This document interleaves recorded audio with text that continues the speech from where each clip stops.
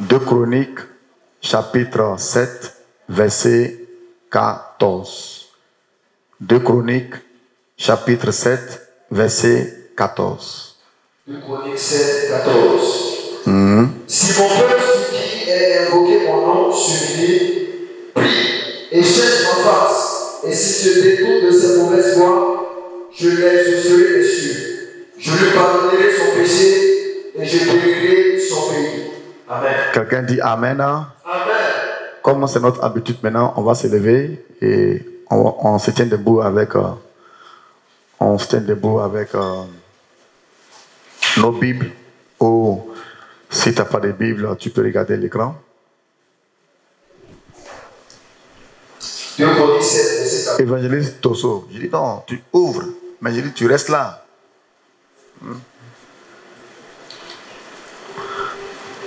Alors, tout le monde se tient debout. C'est la pratique de la parole. Tout le monde se tient debout. Même si tu es malade, tiens-toi debout. Nous allons honorer le Seigneur par sa parole sous la conduite de l'évangéliste Michael qui fait la lecture.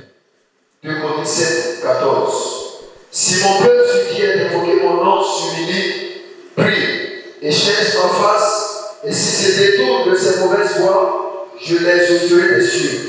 Je lui pardonnerai son péché et je guérirai son pays. Amen.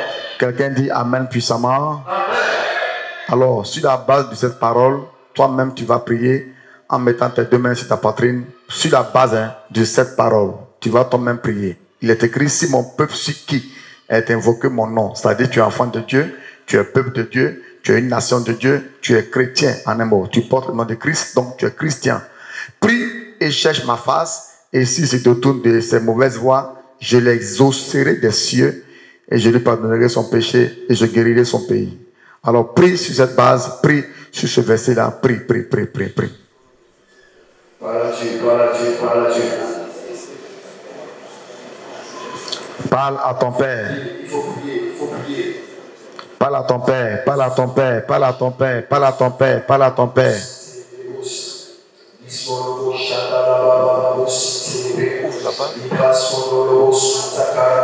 Parle à ton Père, parle à ton Père.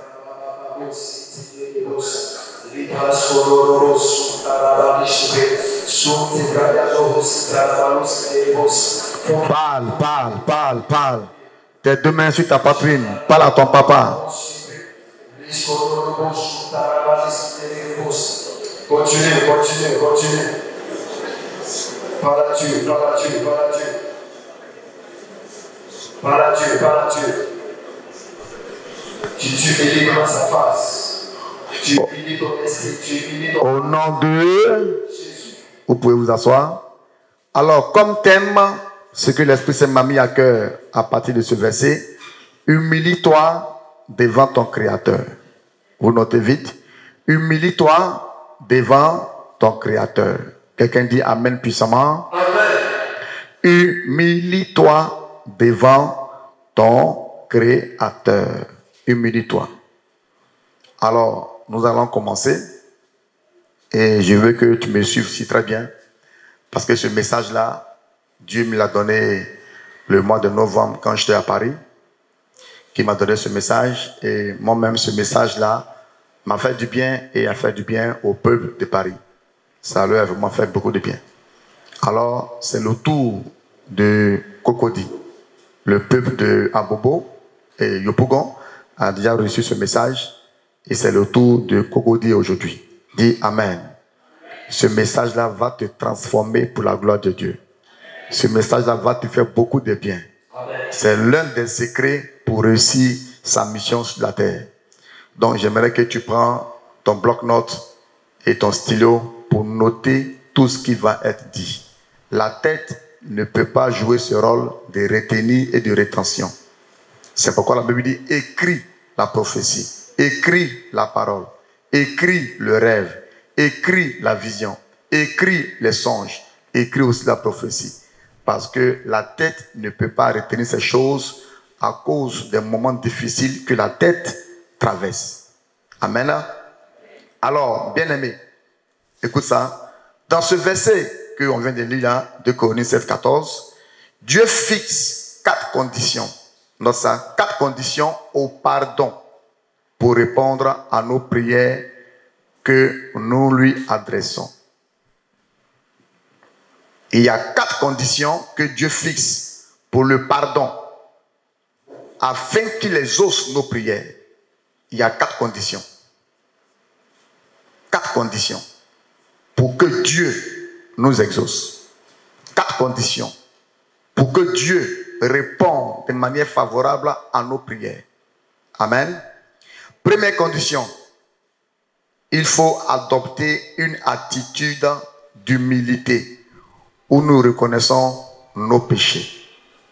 Première condition, il faut adopter une attitude d'humilité où nous reconnaissons nos péchés. Il faut le noter. Ça, c'est la première condition. Une attitude d'humilité où nous reconnaissons nos péchés. Alors, maintenant, suis-moi, c'est très bien. L'un des problèmes, ou bien l'une des causes qui a amené Satan à perdre toute sa gloire. Est-ce que vous savez qu'autrefois, dans le monde spirituel, Satan, autrefois appelé Lucifer, occupait une tâche, occupait une responsabilité. Il occupait un rôle tellement important aux yeux de Dieu, aux yeux des anges. Je peux même dire que Lucifer était même le premier ministre de Dieu. Parce que la fonction, le rôle que Dieu lui a assigné, que Dieu lui a donné, était tellement lourd, était tellement utile, était tellement prépondérant aux yeux de Dieu, que ce poste-là, on ne donne pas ça à n'importe qui. Et si on veut comparer le ciel et la terre, sur la terre, il y a des postes dans le gouvernement que le chef de l'État ne donne pas à n'importe qui. Tels que le ministère de la Défense, le ministère de l'Économie. On ne donne pas ça à n'importe qui. Quand tu entends que le chef de l'État a nommé quelqu'un pour être ministre de l'Économie et des Finances, ministre de la Sécurité ou de la Défense, ça veut dire que ce sont les 2 meilleurs gars du président. Ce sont ces gars de confiance. Ce sont des personnes de fidélité, loyauté et de confiance. On ne donne pas ça à n'importe qui, ces postes sur la terre. Parce que ce qui tient la nation, ce qui fait la nation, c'est l'économie et la défense. L'économie et la défense. Et ça, c'est pour les hommes. Et ça, c'est pour les humains. Et ça, c'est pour l'être charnel qui vit sur terre. Mais comme notre Dieu, il n'est pas un humain, il n'est pas charnel, il n'est pas physique, donc il n'a pas besoin de l'argent. Il n'a pas besoin de défense. Lui-même se suffit déjà. Dis Amen. Amen. Parce que Dieu, par sa vraie définition, c'est l'être qui se suffit. L'être qui se suffit. Dieu veut dire l'être qui se suffit. Il n'a besoin d'aucune aide, il n'a besoin de personne. La Bible dit, il n'a ni conseillé. Il n'a ni conseillé. Donc, le ciel lui appartient. La terre lui appartient. Et ce qui me plaît avec Dieu, il n'a même pas demandé le support, l'aide d'un être humain pour accomplir, lui Dieu, ses desseins. Ce qu'il voulait faire du ciel et de la terre. Il n'a même pas demandé l'apport. Il n'a même pas demandé l'aide de l'humanité. Acclamons Jésus pour sa puissance. Acclamons Jésus pour sa puissance. Amen. Donc, dans le monde spirituel, notre Dieu, il est spirituel. Il est esprit. Et ce qu'il aime beaucoup, c'est la louange et l'adoration. C'est pourquoi la Bible dit, Dieu siège, il vit, il siège, il vit, il aime la louange et l'adoration. Il aime ça. Physiquement, l'être humain sera attaché aux finances. Mais dans le monde spirituel, Dieu est attaché à tout ce qui est adoration, à tout ce qui est louange. Dieu aime l'adoration. C'est pourquoi la Bible dit, il siège dans l'adoration. Alors, la personne qui ne fait que adorer Dieu, je ne dirais pas perdre son temps, mais qui ne fera que donner à Dieu les 24 heures dans sa présence par l'adoration, les 12 heures dans la journée dans sa présence par l'adoration, n'est que en train d'ouvrir les vannes du ciel sur ta destinée, afin que la gloire de Dieu y descende. Il y a pas ton amen. Afin que la gloire de Dieu y descende. Et ça, c'est l'un des secrets des grands dans la Bible. C'est l'un des secrets des héros dans la Bible. C'est l'un des secrets des grands prophètes dans la Bible. Et c'est l'un des secrets du prophète David. La présence de Dieu. La présence de Dieu. Quand je donne à Dieu 24 heures, quand je donne à Dieu 12 heures sur 24 heures, quand j'offre à Dieu 5 heures sur 24 heures, je ne suis pas en train de perdre mon temps, mais je suis en train d'ouvrir les vannes des cieux. Je suis en train d'ouvrir les écluses des cieux, afin que la pluie, la rosée et la gloire de Dieu y descendent. Il n'y a pas ton amen. Amen. Louer Dieu, c'est reconnaître les bienfaits de Dieu. Louer Dieu, c'est louer Dieu. Danser pour son nom. L'élever, le glorifier. Parce qu'il est bon, parce qu'il est créateur. Mais quand quelqu'un rentre dans une attitude d'adoration, il fait descendre Dieu. Il fait descendre Dieu. Il fait descendre Dieu. Il fait descendre Dieu. Amen. Amen. Alors, nous parlons de la première condition qui est l'aptitude que nous devrons adopter. C'est que Dieu aime ceux qui sont humbles. Dieu aime ceux qui sont simples. Dieu résiste aux orgueilleux. Dieu n'aime pas les orgueilleux, mais il aime les personnes qui sont effacées. Il aime les personnes qui sont humbles. Il aime les personnes qui sont simples, qui ne sont pas compliquées, qui ne sont pas bizarres, mais qui sont simples. Première attitude qui a été notée, il faut avoir une attitude d'humilité. Où nous reconnaissons, je reconnais, tu reconnais que nous sommes des pécheurs et que nous avons péché. Écoute ça. La créature que tu es, tu viens de Dieu et tu dépends de Dieu. Alors, si je suis né ou si je suis créé, c'est parce qu'il y a quelqu'un qu'on appelle un créateur qui m'a manifesté, qui m'a créé. Donc, j'existe à cause de quelqu'un qu'on appelle un créateur, de quelqu'un qu'on appelle mon créateur. Alors, si mon créateur m'a manifesté que je suis créé, que je suis né, ça veut dire que je dépends du créateur. Je dépends du créateur. Alors, le fait où je dépends du créateur, ça veut dire que je dois me rabaisser devant le créateur. Je dois me rabaisser devant le créateur. Je dois être inutile devant le créateur. J'ai compris pourquoi est-ce que Job pouvait dire que même un ver de terre est mieux que lui. J'ai compris pourquoi. Parce que Job a compris que avec Dieu, il faut adopter un caractère, un comportement, une attitude de simplicité d'esprit, simplicité de cœur, simplicité de caractère, simplicité de comportement, afin que tu voies la main puissante de Dieu sur ta vie. Sois humble. Soyons humbles. À tous égards, soyons humbles. À tous égards, soyons humbles. Rabaissons-nous, soyons humbles.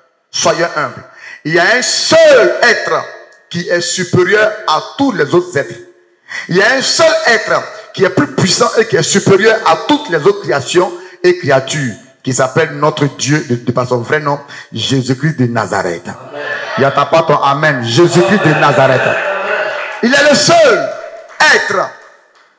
Il est le seul être qui mérite les honneurs, qui mérite la gloire, qui mérite la dignité et qui mérite qu'on lui fasse des éloges. Mais l'être humain qui est une créature, la femme qui est une créature, l'homme qui est une créature, mon ami, comment est-ce que tu peux toi-même t'identifier? Comment est-ce que tu peux toi-même te mesurer? Comment est-ce que tu peux toi-même t'égaler, te comparer à ton créateur? Il y a beaucoup de personnes, m'a dit Dieu, qui se comparent au créateur.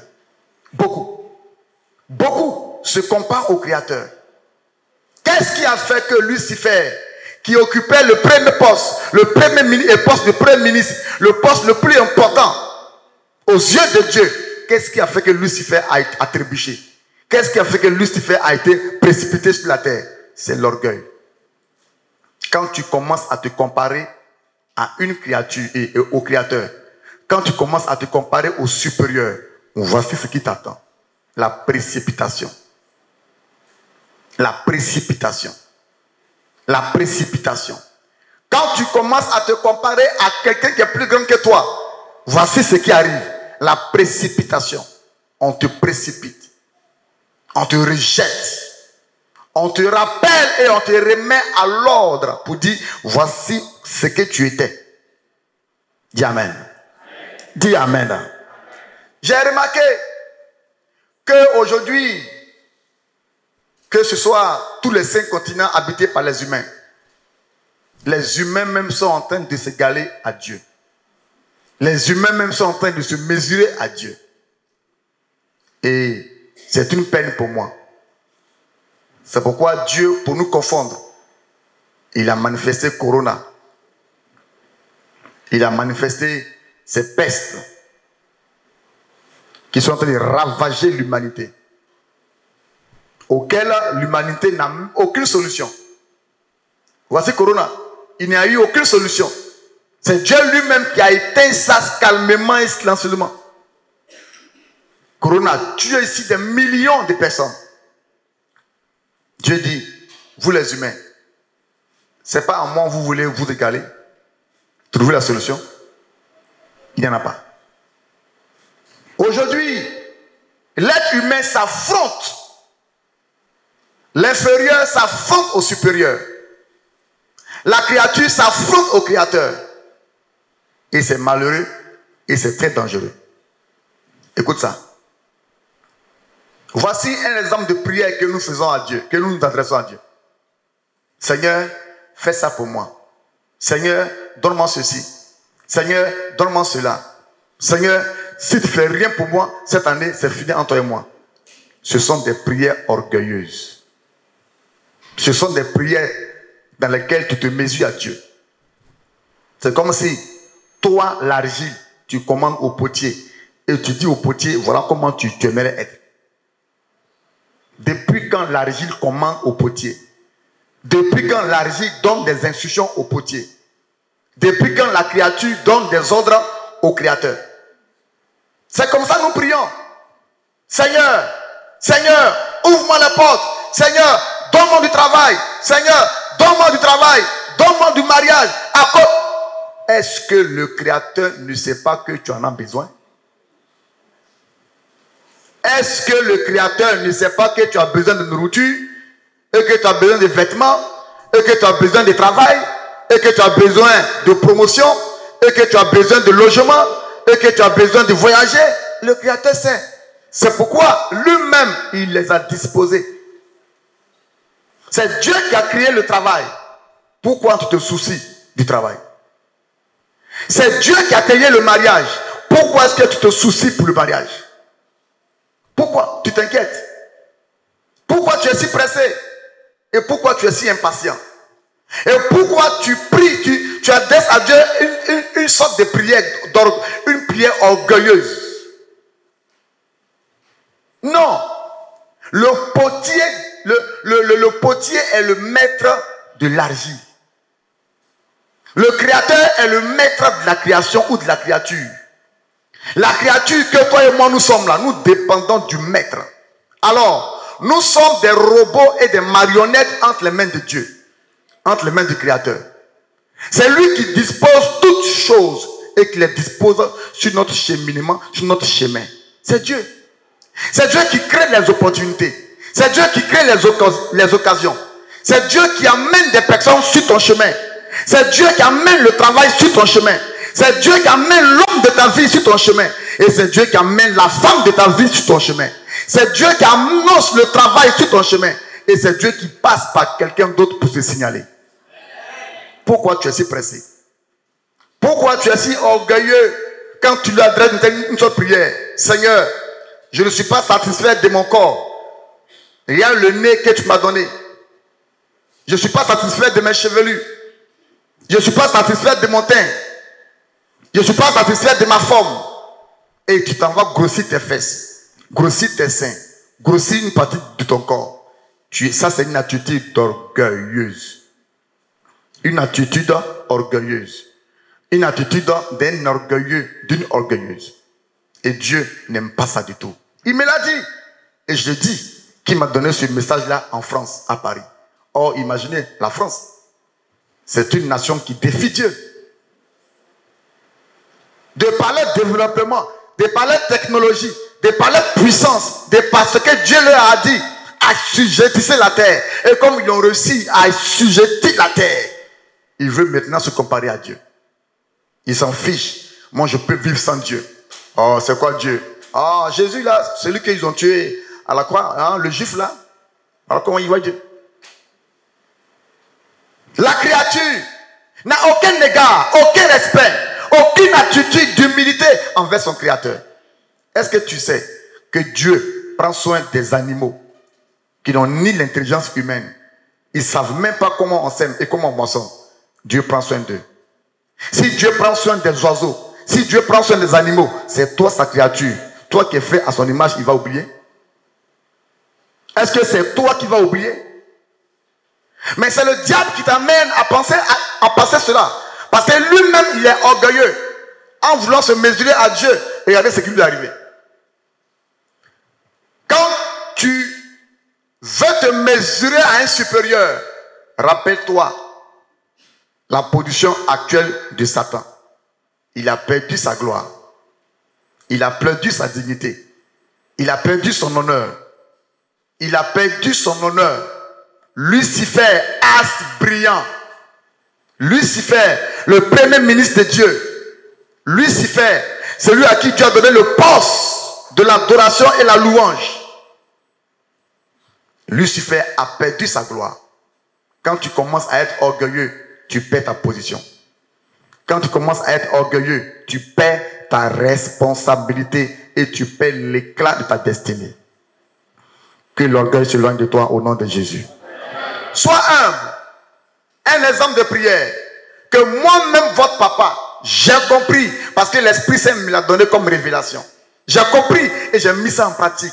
Et depuis ce jour que j'ai mis ça en pratique, je suis en paix et libre. Exemple. Seigneur, ce que tu as prévu pour moi en cette journée, que cela m'arrive. Les rencontres que tu as prévues pour moi en cette journée du dimanche, que cela arrive. L'argent que tu veux m'offrir, tu veux me donner toi-même, que cela arrive. C'est pourquoi j'aime beaucoup la chanson du chanteur Moïse Mbie. Fais ce que tu veux, sur ton trône, fais ce que tu veux. Fais ce que tu veux. Ce n'est pas que fais ce que moi je veux. Fais ce que tu veux. C'est toi le potier. C'est toi le créateur. Je dépends de toi. Fais ce que tu veux.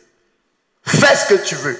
Et comme je sais, comme tu l'as dit dans ta parole, que si vous les hommes, vous savez donner les bonnes choses à vos enfants, à plus forte raison, moi Dieu. Il dit qui parmi vous les hommes pourront donner à leurs enfants une pierre, un serpent, pendant que l'enfant demande du pain? Qui? Ton enfant crie vélo, tu cours, voici ton vélo. Ton enfant crie tablette, tu cours, voilà ta tablette. À plus forte raison, Dieu qui t'a créé. Comment est-ce que lui aussi, il ne va pas te donner les bonnes choses? Sois humble. Seigneur, la femme que tu as prédestinée pour moi, je ne peux pas choisir. Je prie que tu choisisses une femme pour moi. C'est toi qui sais mes incapacités, mes insuffisances, mes limites. Alors papa, la femme qui va venir là, je veux que tu mettes en elle ce qui me manque. Tu mettes en elle ce qui me manque. Seigneur, moi ta servante, je veux me marier. Alors je ne veux pas faire des erreurs. Je ne veux pas choisir par la chair. L'homme suffisant que tu as prédestiné pour moi, qui pourra combler ce qui manque en moi, amène-le. Qui pourra me rapprocher de Dieu. Est-ce que tu sais qu'il y a des mariages qui rapprochent du diable? Il y a des mariages où la femme va en enfer après, où l'homme va en enfer après. Il y a des hommes qui peuvent conduire une femme en enfer, et des femmes aussi, l'homme en enfer. Fais attention. Seigneur, je ne vais pas décider parce que tout vient de toi. Et tout vient pour toi. Et tout vient par toi. Alors, montre-moi et amène-moi la femme que toi-même tu m'as destinée. Seigneur, pour le travail, je ne sais pas. Mais tu m'as accordé la grâce d'avoir des diplômes en littérature, des diplômes en scientifique. Alors, papa, quel est le travail qui m'est prédestiné? Je m'ouvre à toi. Donne-moi ce pourquoi tu m'as offert le bac, le BPC et les diplômes. Donne-moi ce travail. Tu ne t'inquiètes pas. Tu ne te soucies pas. Tu es en paix. Parce que Dieu, même si tu ne travailles pas avec le travail des diplômes, il prendra soin de toi. Et à toi, amen. Il prendra soin de toi. Même sans le travail des diplômes, il prendra soin de toi. Même sans l'aide d'un mari, il prendra soin de toi. Même sans l'aide d'une femme, il prendra soin de toi. Parce qu'il t'a aimé avant ton mari. Il t'a aimé avant ta femme. Il t'a aimé avant le travail. Il t'a aimé avant toute chose. J'entends pas ton amen. C'est clair. Mais il y en a qui se comportent comme s'ils ne peuvent pas vivre sans femme. Comme s'ils ne peuvent pas vivre sans homme. Non. Tu peux vivre sans un homme. Tu peux vivre sans une femme. Parce que Dieu n'a pas créé les deux ensemble le même jour. Il a d'abord manifesté l'homme. Et après est venu à Ève. Donc, l'homme Adam a vécu avant Ève. Pourquoi tu es pressé? L'homme Adam, il a vécu avant Ève. C'était pour la multiplication ou pour la productivité en faisant enfant que Dieu a amené Ève pour qu'il y ait enfant. Sinon, Adam a vécu sans Ève. Donc, un homme peut vivre sans femme. Y'a ton amen, y'a ton amen, y'a ton amen. Y'a ton amen, y'a ton amen. Un homme peut vivre sans femme. Non. Ce n'est pas que le fait que la femme va être dans ta vie que tu seras heureux. Non. Avec Jésus, je suis heureux. Oh, il y a ton. Avec Jésus, je suis heureux. Avec Jésus, je suis heureux. Jésus me rend plus heureux que l'apport d'une femme. Il me rend plus heureux que l'apport d'un homme. Il me rend plus heureux que l'apport des finances. Il me rend plus heureux que l'apport de quelque chose. J'entends pas ton amen. J'entends pas ton amen. Personne ici n'est né avec ce que tu as. Personne n'est né avec le travail. Personne n'a été créé avec l'argent. Tu es né, tu as été créé et ces choses sont venues après. La personne qui dit amen, Dieu ne va pas t'ignorer. Dieu ne va pas t'oublier. Dieu ne va pas t'oublier. Dieu ne va pas t'oublier. Seigneur, ce que tu as prévu pour moi en cette journée, donne-moi. Et si tu n'as pas eu cela, que la gloire te revienne. Vis une vie comme ça. Et non pas une vie de rivalité, une vie de jalousie, une vie de concurrence. Non, mon frère, non. Si je constate que ce qui manque chez moi est chez mon frère, je vais vers mon frère. Si je constate que ce qui manque chez ma soeur et ce qui manque chez moi est chez ma soeur, je m'en vais vers ma soeur. Si je constate que je ne suis pas fort en mathématiques, que mon voisin est fort en mathématiques, ben je vais vers lui. Sois humble, sois effacé. Je parle du premier point, l'attitude d'humilité. Sois humble. Sois humble. Humble dans tes prières, humble dans tes jeûnes. Oh Seigneur, bénis-moi. Je jeûne pour que tu m'ouvres les portes afin que ces personnes sachent. Ils vont savoir quoi? Seigneur, ouvre-moi les portes. Regarde, je suis maltraité dans cette maison. Je ne dors même pas en paix. Parce que ce n'est pas chez moi. Seigneur, regarde comment on me maltraite. Seigneur, c'est des prières orgueilleuses. C'est des prières orgueilleuses. Seigneur, rends-moi grand, rends-moi grand. Mais tu sais que la Bible dit, pour que tu sois grand, commence à d'abord servir. La Bible dit, pour que tu sois grand là, commence d'abord à servir. Servir veut dire, rends-toi petit. Même si tu es plus grand que quelqu'un qui est en face de toi, rends-toi petit. Attitude d'humilité. Rends-toi petit. Fais comme si tu connais rien. Ne vis pas comme si tu es suffisant. C'est seul Dieu qui est suffisant. Ne vis pas comme si tu n'as besoin de personne. C'est seul Dieu qui n'a besoin de personne. Quelqu'un ne l'a pas aidé pour créer le ciel et la terre et même l'homme. Sois humble. Touche ton frère et ta soeur. Dis, rends-toi petit. Touche quelqu'un, dis, sois humble. Touche quelqu'un, dis, sois humble. Sois humble. Ce n'est pas parce que Dieu a fait de toi un pasteur que tu vas écraser les autres. Ce n'est pas parce que Dieu a fait de toi un prophète que tu vas dominer et écraser les autres. Non. Un homme de Dieu n'est rien sans les brebis. Un prophète, même avec son onction, il n'est rien sans les brebis. Ce sont les brebis pour lesquelles Dieu l'a mis comme prophète. Dieu l'a mis comme pasteur. Il est pasteur à cause des brebis.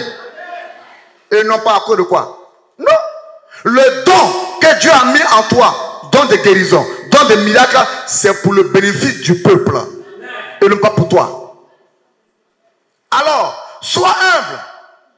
Quelqu'un qui amène ses dîmes et ses offrandes, qui toi te nourrit, qui toi t'habille, tu fais une balance sur elle. Tu lui parles mal. Il y a des pasteurs qui parlent mal aux brebis. Pourquoi?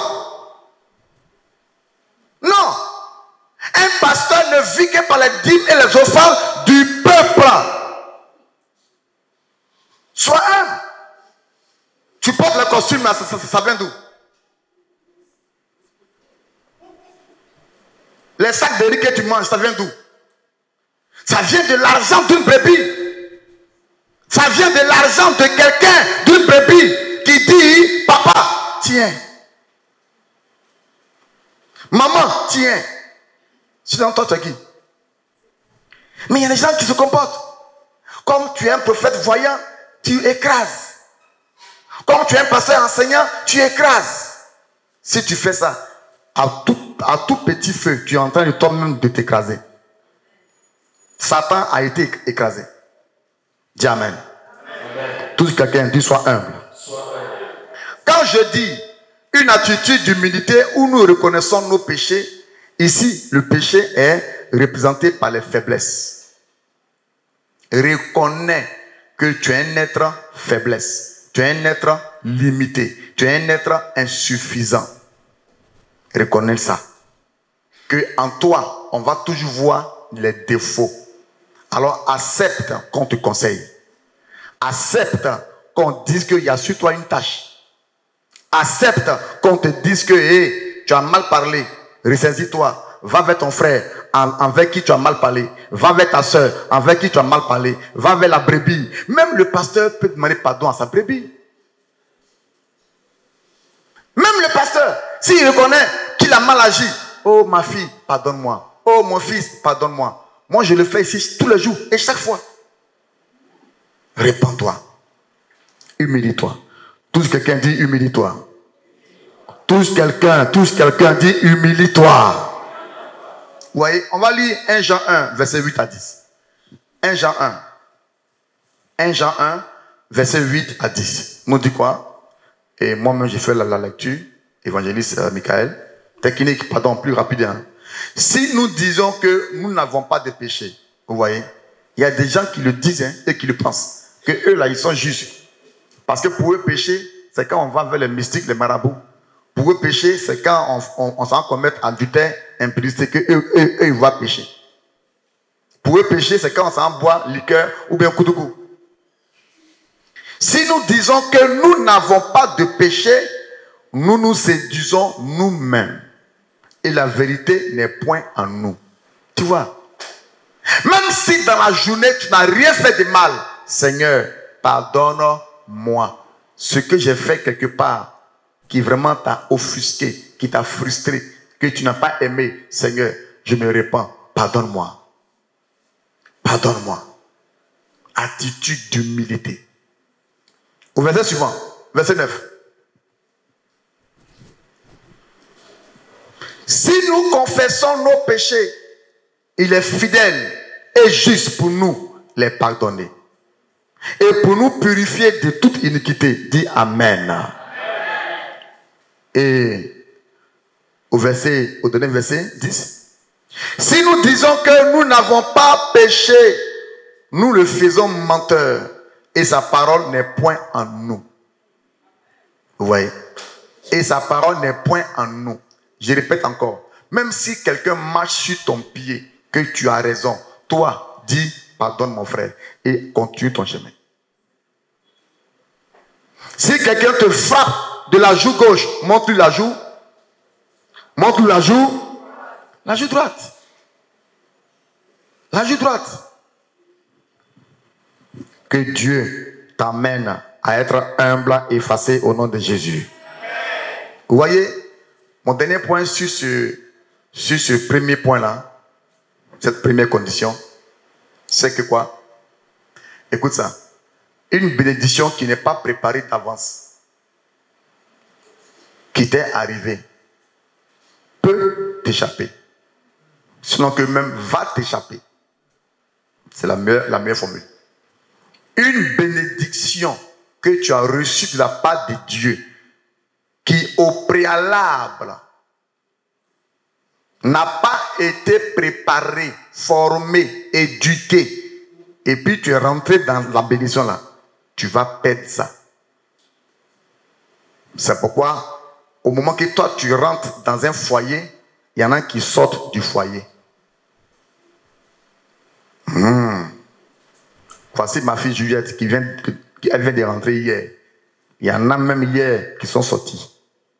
La vie est ainsi. C'est pourquoi écoute les messages. Il faut écouter la parole de Dieu. Il faut écouter l'homme de Dieu. Écoute. Une bénédiction qui n'est pas préparée. C'est pourquoi on te dit prends ton temps. Prends ton temps par l'éducation, par la formation. Prends ton temps dans la patience.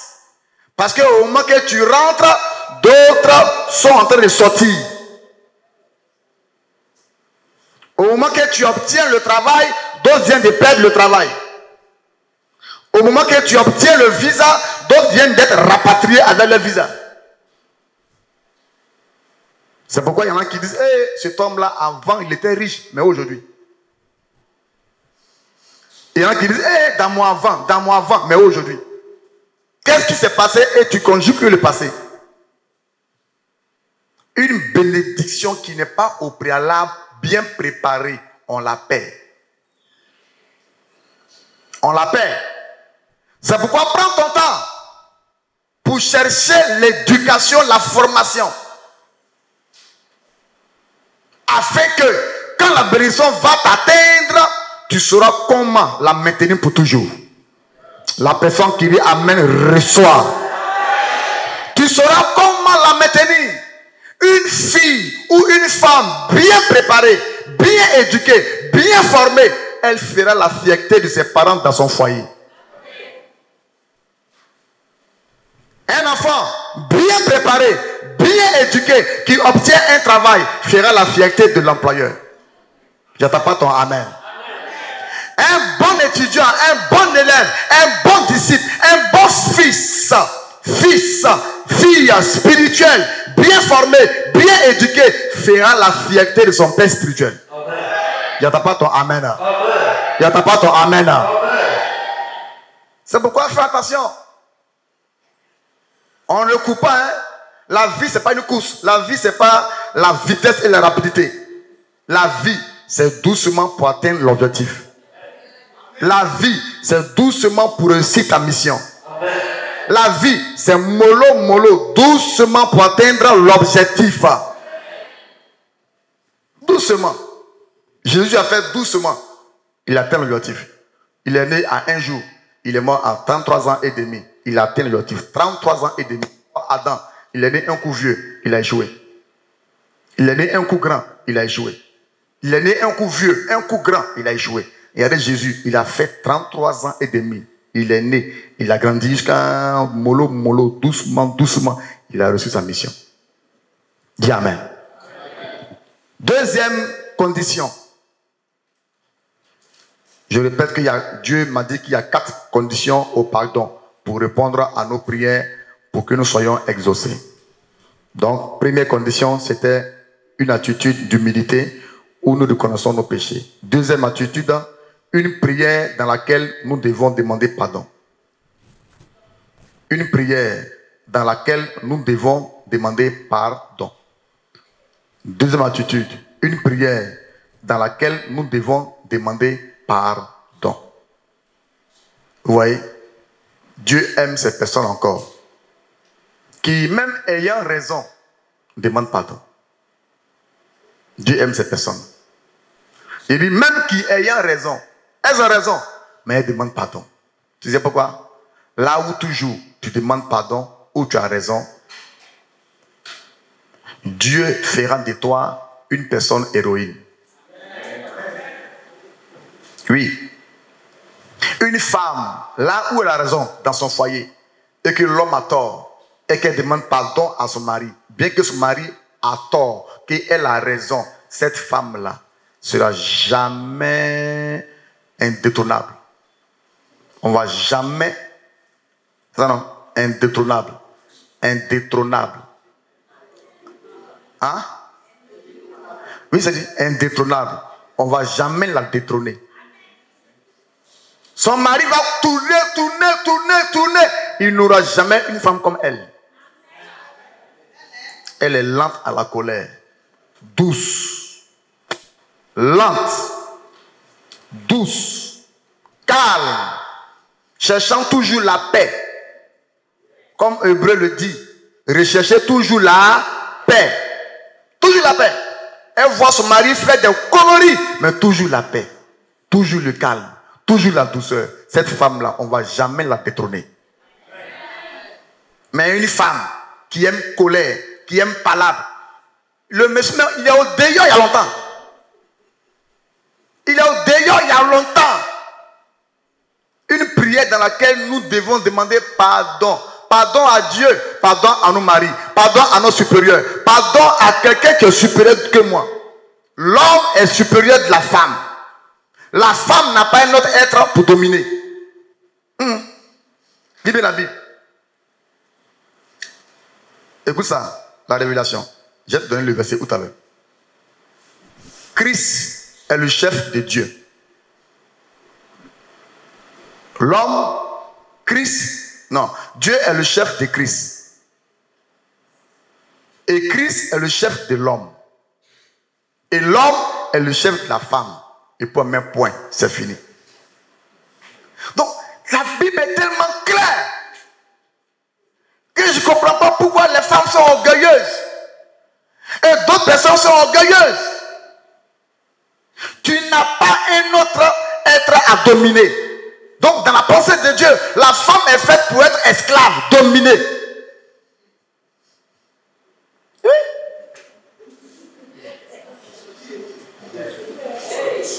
C'est comme ça. Oui, c'est fort.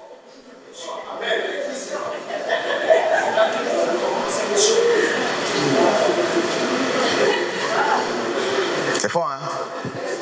Vous avez vu?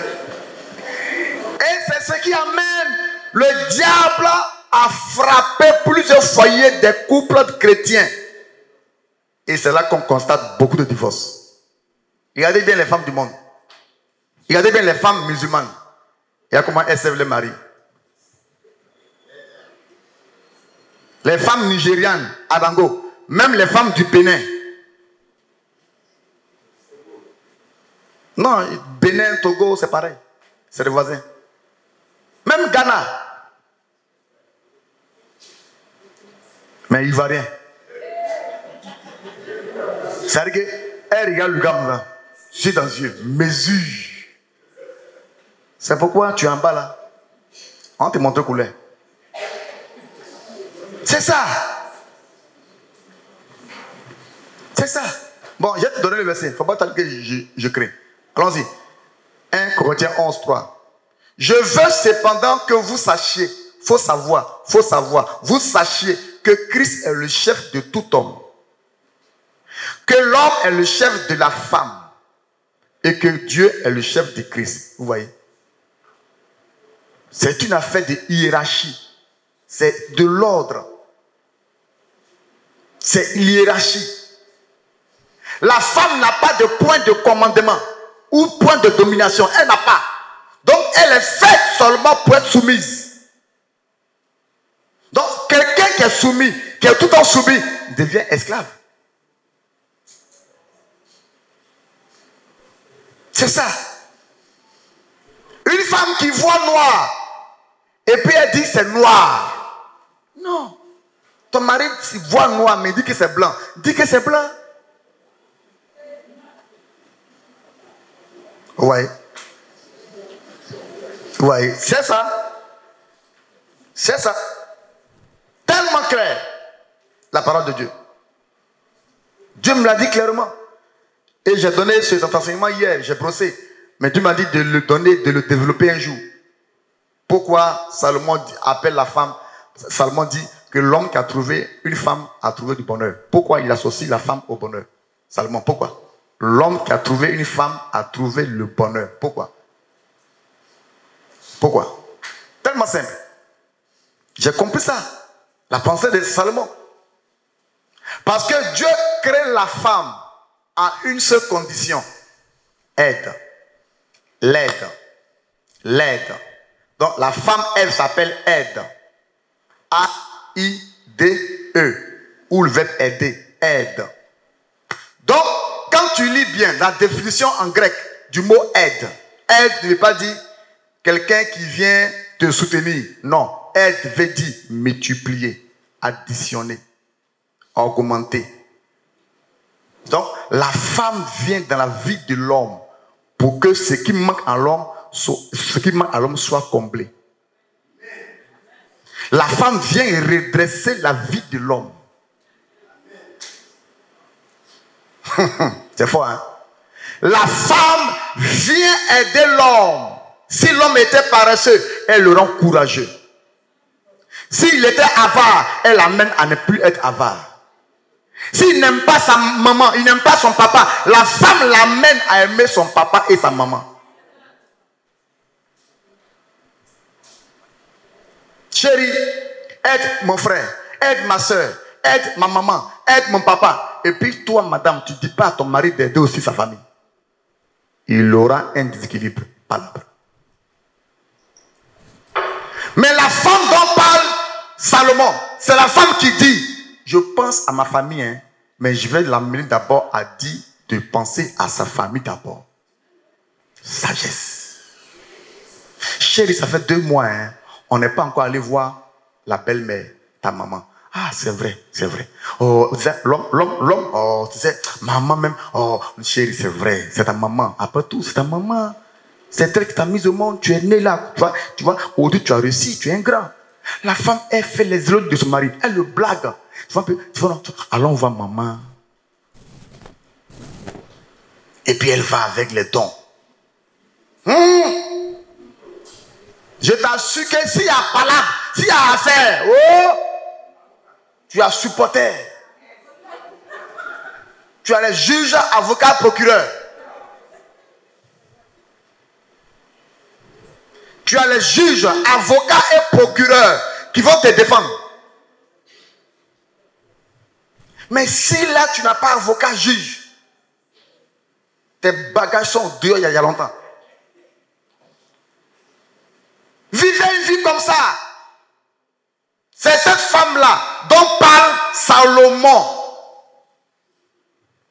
Chérie, ah, vraiment, tu sais que la vie est difficile, donc elle dit oui. Il dit oui. Ah, chérie, vraiment, essayons de voir ça. Voici l'argent que tu as, que Dieu t'a donné comme du boulot. Cette somme-là. Chérie, qu'est-ce qu'on peut faire? On te paye 100 000 francs par mois. Chérie, prenons une maison à côté. Exemple, si l'église est à Okodi, chérie, Okodi, là, c'est ceux qui ont les moyens. Nous, on doit être humbles, effacés. C'est pas on ne doit pas vivre au-delà de nos niveaux, de nos capacités. Donc, chérie, reculons à Bobaoulé. Est-ce que Bobaoulé n'est pas voisin de Okodi? Est-ce que Angre Château n'est pas voisin de Okodi? Est-ce que Belleville n'est pas voisin de Okodi? Bon, il y a comment tu réfléchir? Oh, les maisons là-bas sont moins chères. Dans les 100 000 là, il y a une maison là-bas 50 000. Il y a une maison même 70 000. Vous les prenez, vous gagnez 30 000. C'est pas quelque chose? C'est pas quelque chose? Mais tu t'en prends, on te paye 100 000, tu t'en prends une maison 100 000.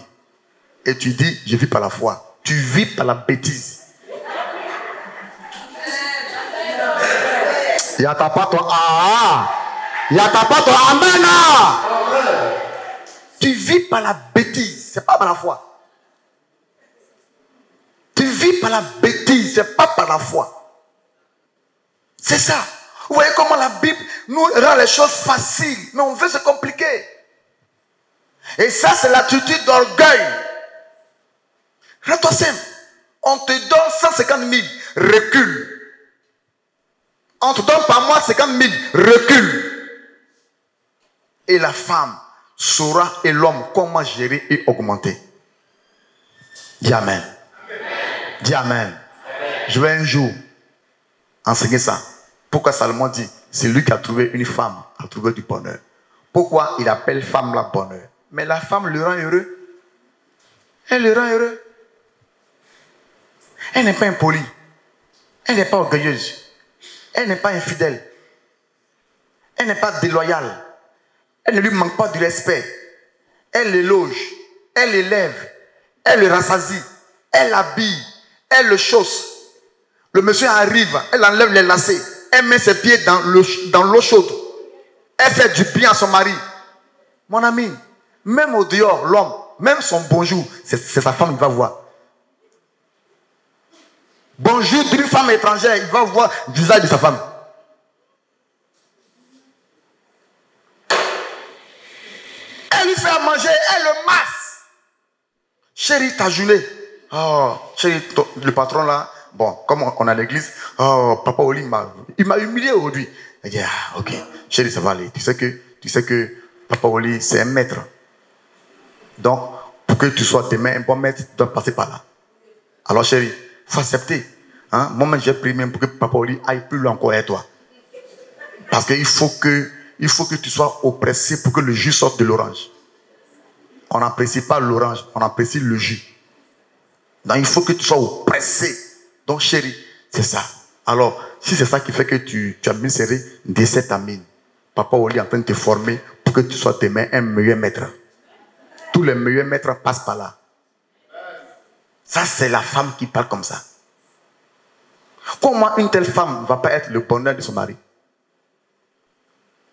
C'est ça. Donc, le contrat de bonheur, il y a malheur. Ça dit, le monsieur même aime être au dehors que la maison. C'est malheur.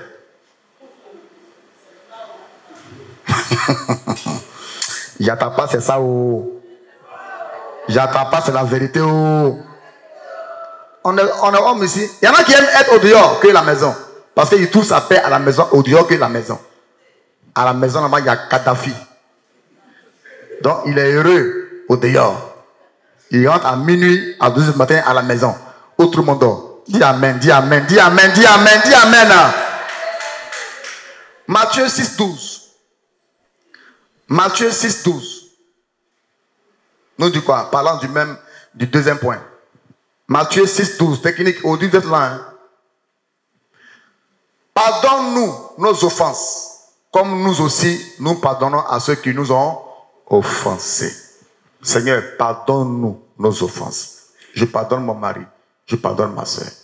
Alors, sur ce point que je parlais, où Dieu est le chef de Christ, Christ est le chef de l'homme, l'homme est le chef de la femme, voici une révélation. Dis après moi révélation.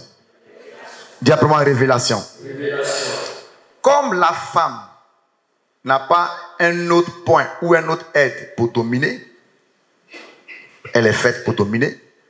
Alors, comme elle ne peut pas s'adresser à son mari comme ça, directement, c'est un manque de respect. Est-ce que vous savez que dans l'attitude de Dieu, dans la pensée de Dieu, la femme ne doit pas regarder les yeux de son mari en lui parlant. Quand vous voyez maman Sarah qui dit à son mari, Abraham, mon Seigneur, toi tu peux regarder mon Seigneur dans les yeux? Elle ne regardait pas Abraham dans les yeux. Or, au temps d'Abraham, il y avait le hockey pour avoir plusieurs femmes. Mais Abraham dit, c'est sa femme qui l'a forcé. Vrai ou faux, les hommes? Vrai ou faux, les hommes? Qui a forcé Abraham à aller coucher avec Agar? Hein? Sa femme. Sinon, Abraham n'a jamais pensé à ça. Sarah était stérile. Abraham est resté avec elle jusqu'à 90 ans. Ouh, les hommes maintenant. 6-5 ans. 10 ans, il n'y a pas d'enfant. À gauche. Si à gauche fait enfant, c'est là, madame, toi, ton pied comme ça. C'est ton pied suspendu en l'air. Mais regarde Abraham. Il allait jusqu'à 40 ans. Il n'y a pas d'enfant. Il dit, je t'aime Sarah. 50 ans, il n'y a pas enfant, je t'aime Sarah. 60 ans, il n'y a pas enfant, je t'aime Sarah. 70 ans, il n'y a pas enfant, je t'aime Sarah. 80 ans, il n'y a pas enfant, je t'aime Sarah. 89 ans, il n'y a pas enfant, je t'aime Sarah. J'ai trop Dieu. Pourquoi Abraham, à son temps là, Dieu avait dit que les hommes pouvaient avoir plusieurs femmes. Mais pourquoi ça, Abraham est resté fidèle? Dieu dit, mais Sarah, Sarah l'appelait bon Seigneur. Sarah l'appelait mon Seigneur. Elle le respectait. Elle respectait son mari jusqu'au point que Abraham ne pouvait rien faire sans Sarah. Mon Seigneur. Mon Seigneur. Mon Seigneur. Vous voyez? C'est normal. Quand Sarah est morte, Abraham était malheureux. Il ne s'est plus retrouvé. Même les enfants que tout le monde lui a donnés, ils n'ont eu aucun avenir. Vrai ou faux? Vrai ou faux? Aucun avenir. Tout l'avenir était l'enfant de Sarah, Isaac. Abraham et Sarah. Non. Non.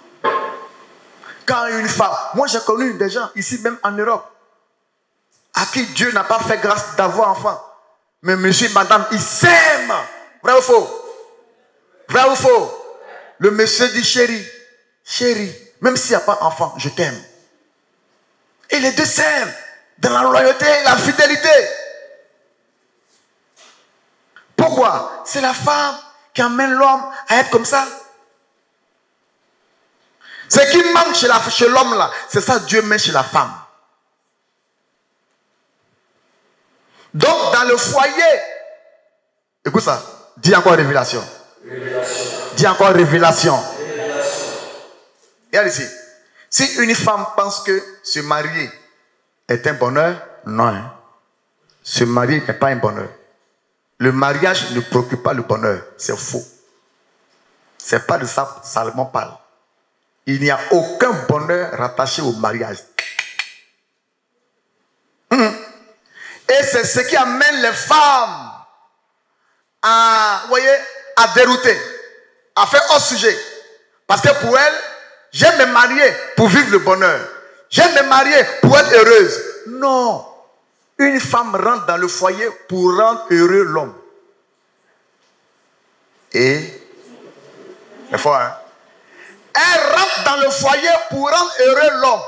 Le bonheur est fixé pour l'homme et non pas pour la femme. On dit c'est lui et non pas celle.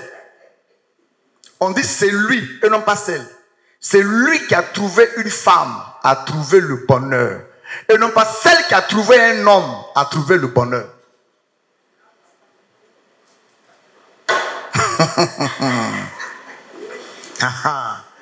Donc c'est la femme qui rend l'homme heureux. Elle donne le bonheur à son mari, à son homme. Elle le rend heureux. Tous égards. Et non pas, j'aime me marier pour être heureuse. Jamais. C'est pourquoi tu as sorti vite.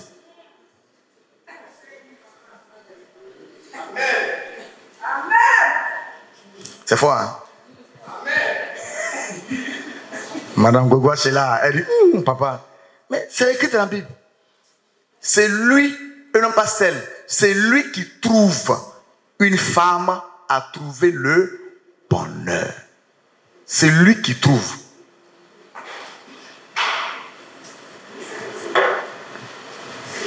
Dis Amen.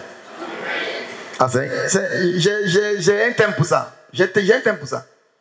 Et je vais te donner tous les versets qui parlent de ça, qui parlent de ça, qui soutiennent mon thème. Dis Amen. Dis Amen. Dis encore Amen. Amen.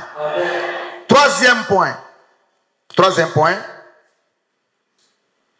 Une recherche constante de sa présence. Oh là là, ça c'est fort. Quand Holy Ghost m'a donné cette révélation, j'ai beaucoup aimé ça. Une recherche constante de sa présence. Recherche constamment la présence du Saint-Esprit. Sois en contact permanent avec Holy Ghost. Recherche ça. Recherche que seulement la présence de Holy Ghost. Est-ce que tu sais qu'une journée fait 24 heures? Et que si tu donnes les 24 heures dans la présence de Dieu à Dieu, tu n'es pas en train de perdre ton temps. Tu es en train de programmer les meilleures choses dans ton futur. Ce n'est pas une perte de temps. Mais c'est une perte de temps quand on lit les journaux.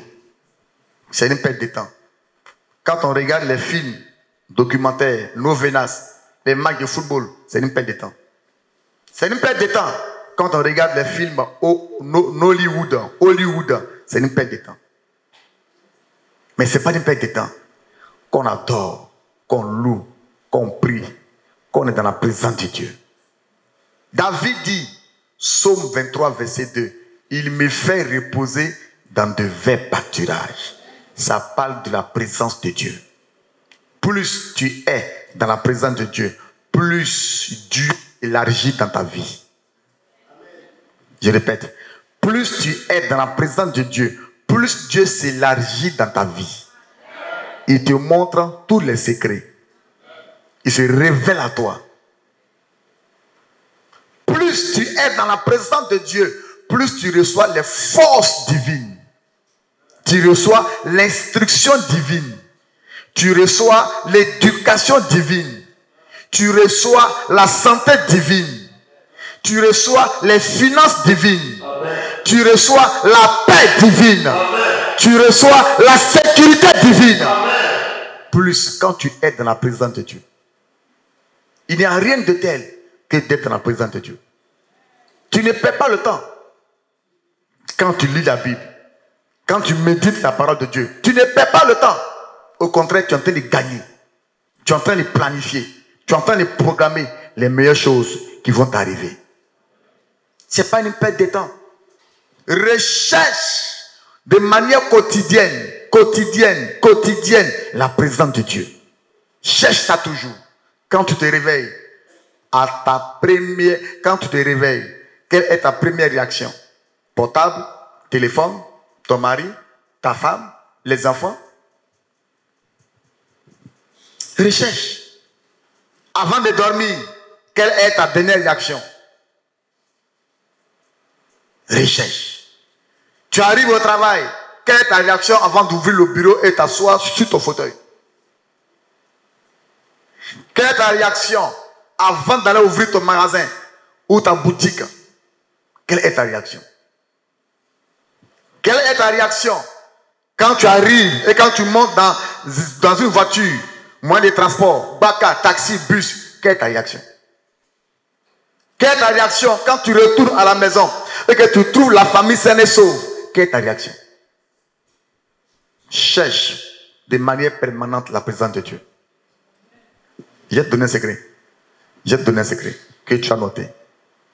Plus tu es dans la présence de Dieu, plus tu deviens sage et intelligent. Ça c'est fort. Hein? Il dit, tu deviens plus sage et intelligent. Tu deviens plus sage et intelligent.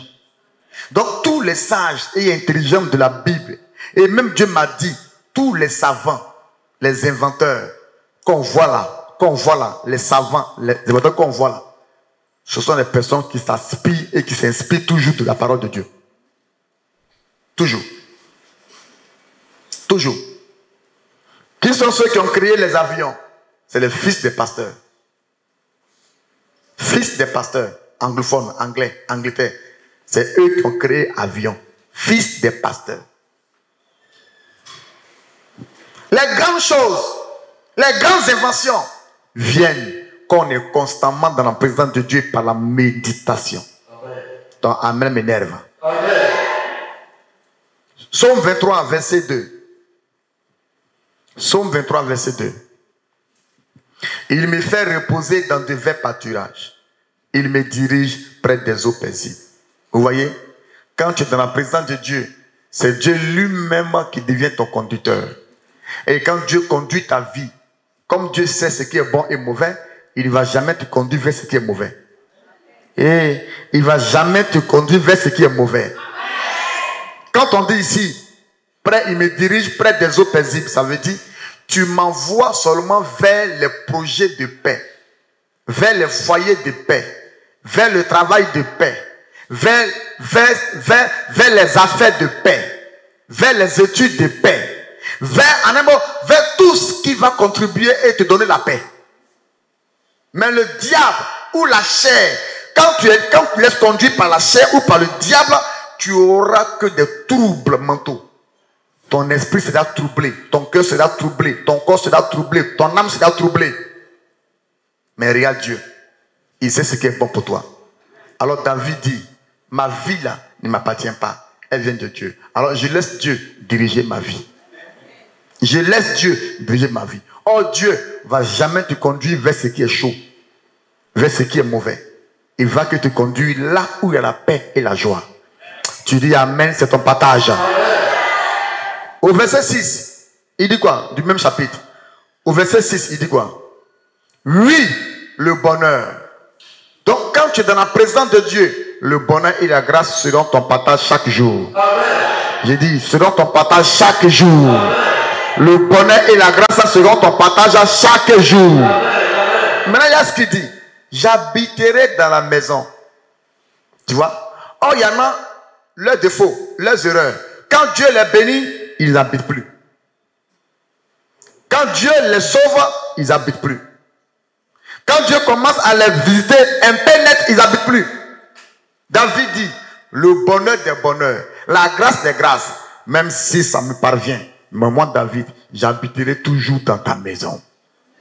Ça veut dire, ce que j'ai reçu qui vient de toi, Dieu, comme bénédiction, ne va jamais me changer.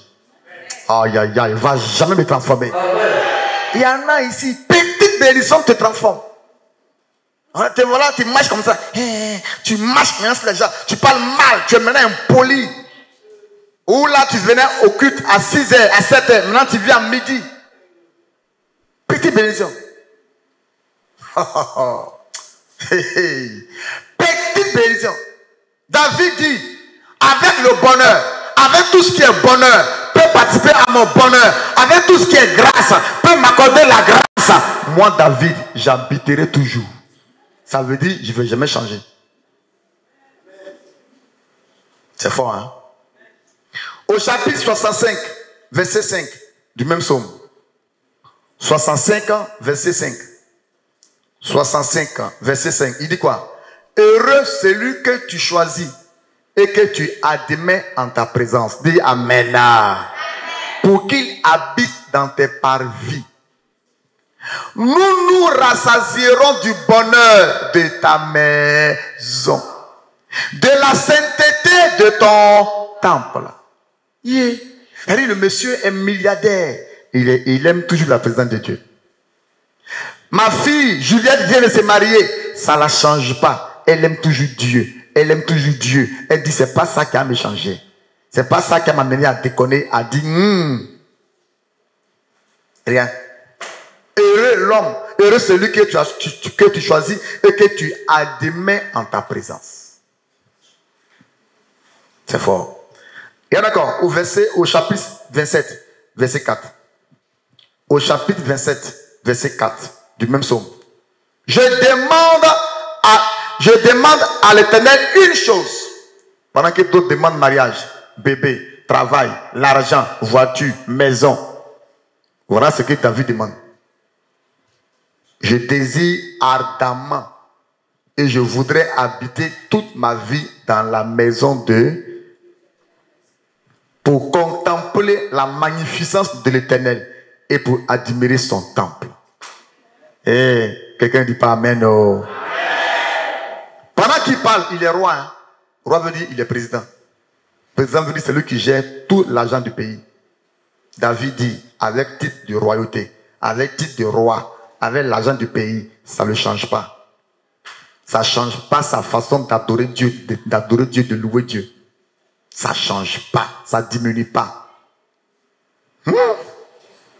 Donc comprenez pourquoi il a été élu l'homme selon le cœur de Dieu. Comprenez? Dernier point. Dernier point, qui est dernière condition. Un changement de comportement. Oh, dis Amen. Un changement de comportement. Vous voyez, ce matin, beaucoup sont venus sans Bible. Toi, tu viens dans la présence de Dieu. Dieu va te parler et ta tête remplie de problèmes là va retenir. Tu viens dans la présence de Dieu sans Bible, sans cahier, pour noter. Tu vois? Tu vois? Tu viens sans noter. Un changement, quatrième point, un changement de comportement. Proverbe 28, verset 13. Proverbe 28, verset 13. Dis à quelqu'un, change de comportement. Change de comportement. Dis ça encore à quelqu'un. Change de comportement. Proverbe 28, verset 13. Celui qui cache ses transgressions ne prospère point. C'est fort, hein? Celui qui cache. Toi-même, tu sais que c'est ton défaut, et puis tu caches. Tu sais que ce sont tes faiblesses, et puis tu caches.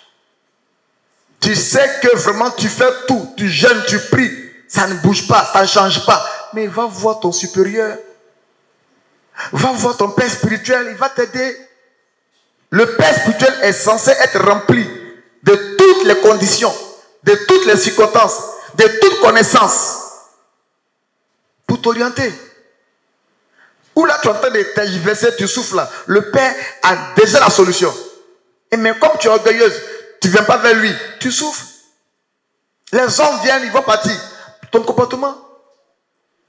Les hommes viennent, ils vont partir. Ton comportement. Les femmes viennent, elles vont partir. Ton comportement. On te donne du travail, on te chasse après. Ton comportement. Va voir ton supérieur. On dit celui qui cache. Cache veut dire, moi, je ne vais pas monter sur quelqu'un. Donc, je suis suffisant. Je me suffis. Je n'ai pas besoin de quelqu'un d'autre. Je ne vais pas me confier à une autre personne. Je suis suffisant. Et puis, le voici dit, c'est entre Dieu et moi. C'est entre Dieu et moi. Je ne dis pas ça à quelqu'un, c'est entre Dieu et moi. Dieu lui-même là n'a qu'à me changer. C'est lui qui cache ses fautes, ses défauts, ses insuffisances. Il ne prospère point. Prospère veut dire ne réussit pas. Tu ne vas pas réussir, tu ne vas pas avancer, tu ne vas pas progresser, tu ne vas pas prospérer parce que tu caches. Tu n'es pas fort en mathématiques, tu caches. Tu n'es pas fort en anglais, tu caches. Tu ne connais rien dans couple et foyer, tu caches. Tu ne connais rien dans le travail, tu caches. C'est lui qui cache, il ne prospère pas. Mais regarde, ce qui suit. Mais celui qui les avoue et les délaisse, il obtient miséricorde. Papa, je n'arrive pas à maîtriser la colère. Aide-moi. Papa, je n'arrive pas à maintenir ma langue. Je parle mal, j'insulte, j'injure. Il y en a comme ça, hein, dans cette salle-là, parmi nous les chrétiens, qui parlent mal dans ta bouche là. C'est des paroles mauvaises qui sortent. Des injures. Et quand tu parles à quelqu'un là, vraiment, on dirait que la personne même n'est pas née. Et là, vous voyez, j'étais en France le mois passé quand le gouvernement a proposé une loi à l'Assemblée nationale française où ils ont dit harcèlement scolaire, harcèlement au milieu scolaire, à l'école. Les enfants, les blancs là, c'est les enfants gâteaux. Parce que l'autre insulte sa camarade se jette sous un train. Et le train l'écrase. Là-bas, blanc, français, surtout français, parlent mal leurs injures. Et c'est comme ça, beaucoup des enfants vont se tuer, vont se suicider. C'est sorti. Que celui qui harcèle, celui qui insulte, c'est maintenant une loi. Donc si tu insultes quelqu'un là, on dit voilà combien de temps tu as fait en prison. Et combien d'amende, l'argent que tu as donné. Insulter est devenu une loi. Injurier est devenu une loi. Or, il y a ici, milieu Côte d'Ivoire, milieu chrétien. Service d'ordre te dit, il faut t'asseoir là. Toi, tu dis, moi, tu m'as bien regardé. Il m'assoit là pourquoi? On quitte là. Yeah. Tu es comme ça, chrétien.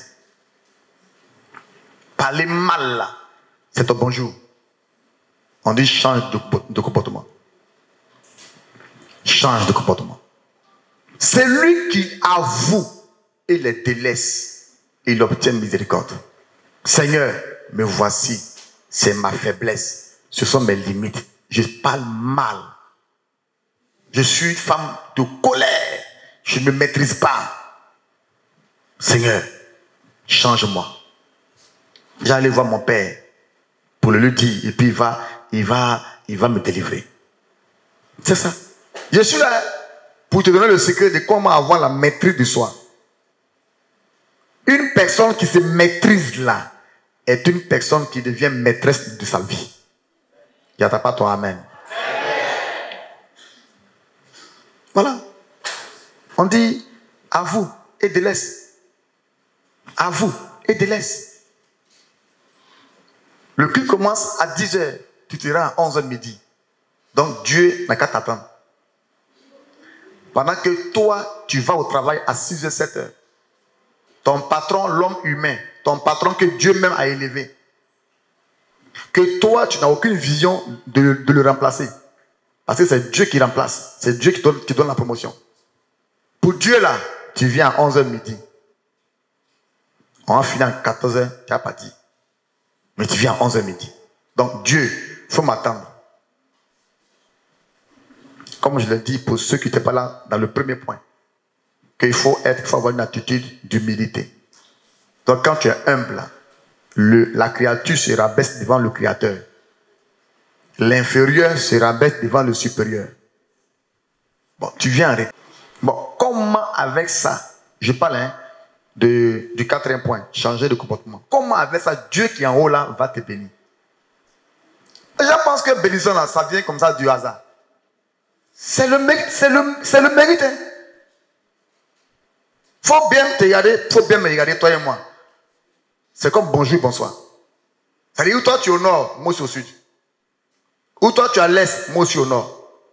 Allez, différent quoi. Je suis plus riche que toi. Je suis plus grand que toi. Tu as dit quoi? Mais voici.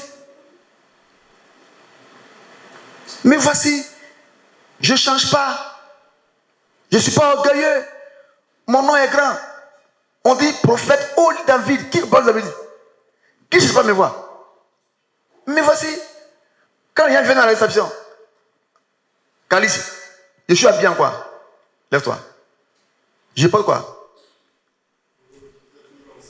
Simple. Polo. Souvent, mais quoi? Tapette. Un grand homme de Dieu comme ça. Moi, j'ai compté mes 1 milliard en 2017. Toi, tu as compté combien? Tes premiers 10 millions. Moi, j'ai compté ça. Pour moi, là, 1 milliard en 2017. Toi, tu as compté combien pour toi? Bon, mais regarde. Ça ne me change pas. J'ai conduit 3 Hammer. Toi, tu as conduit combien de même Renault?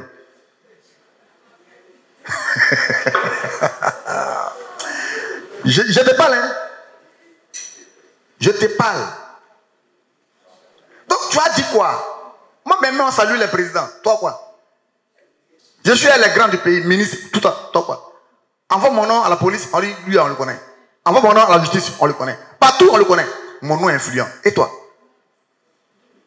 Bon, me voici. Je viens à la réception en jean, polo, tapette. Je finis, je prends ma Mercedes avec sachet. Je mets ça. Bon, toi, tu es orgueilleuse et encore tu es pauvre. Bon, c'est grave. C'est grave. Au moins, sois riche et orgueilleux. mais tu es orgueilleux et encore pire, tu es pauvre.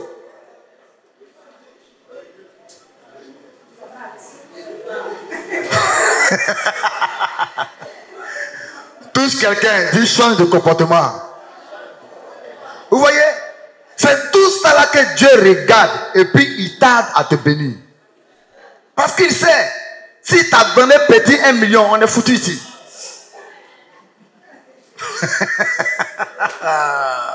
Dieu sait. Il sait que toi là, si t'as donné ça là, on est foutu ici.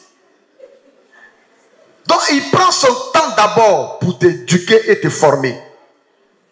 Pour ne pas que demain tu perdes ce qui arrive vers toi comme la bénédiction. Dis Amen. Amen.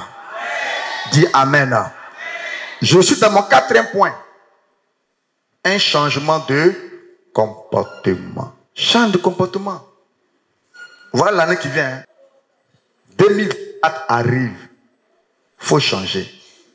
Tout ce que quelqu'un dit, l'année prochaine, c'est dans une semaine, il faut changer. Il dit tous quelqu'un, il faut le dire ça. Dans une semaine, c'est l'année prochaine qui arrive. Change d'attitude, change de comportement. Prends une décision. Commence à mûrir, commence à être mature. On est immature, on devient mature. Hein? N'est-ce pas, maman juste? On est immature, mais on devient mature. Il y en a, leur maturité là peut prendre 10 ans. Hein? Oui, je vous dis, 10 ans. Il y en a, ça prend même 15 ans, 20 ans. Oui, parce que la maturité n'a pas d'âge. Il y en a qui peuvent être matures en 5 ans, 10 ans, 12 ans, ils sont matures. 15 ans, 20 ans, elles sont matures. Mais il y en a, ça peut prendre le temps pour que vienne un jour la maturité. Mon premier souhait pour toi, c'est que 2024 là, tu sois mature. Amen. Je dis que tu sois mature. Amen. Que tu sois très très mature. Amen. Pour avancer et embrasser le monde meilleur avec Dieu. Alors, quelques points que tu vas noter. J'ai fini. Laisse-le. Il me reste 1 heure.